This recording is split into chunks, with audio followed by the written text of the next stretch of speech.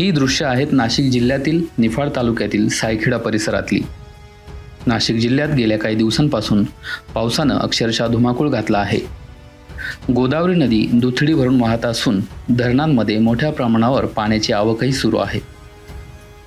या सततच्या पावसामुळे जिल्ह्यातील अनेक धरणांमधून पाण्याचा विसर्ग सुरू आहे। गेल्या 3 दिवसांपासून गंगापूर धरणातून सलग विसर्ग सुरू असून त्यामुळे गोदावरी नदीच्या पाणी पातळीत मोठी वाढ झाली होती। आताही ती दुथडी भरून वाहते आहे। या ड्रोन दृश्यांमधून तुम्ही पाहू शकता गंगापूर धरणातून विसर्ग सुरू आहे। पाणलोट क्षेत्रात पावसाची सतत धार सुरूच आहे, त्यामुळे धरणातील विसर्ग कायम आहे। या पुरामुळे नदीकाठच्या गावांना मोठा फटका बसला आहे। विशेषतः गोदावरी नदीकाठच्या सायखेडा आणि चांदोरी या गावांमध्ये यंदाही पुराचं पाणी शिरलं। अनेक दुकानांमध्ये, घरांमध्ये पाणी शिरलं। रस्ते पाण्याखाली गेले तर अनेक कुटुंबांना पुराचा सामना करावा लागला। पुरामुळे सायखेडा पूल पूर्णपणे पाण्याखाली गेला होता। तब्बल 72 तास या मार्गावरील वाहतूक बंद होती। अनेक गावांचा संपर्क तुटला होता। मात्र आता पाण्याची पातळी कमी झाल्याने पूल पुन्हा वाहतुकीसाठी खुला झाला असून नागरिकांना मोठा दिलासा मिळाला आहे। पण या पावसाचा सर्वाधिक फटका हा इथल्या शेतकऱ्यांना बसला आहे।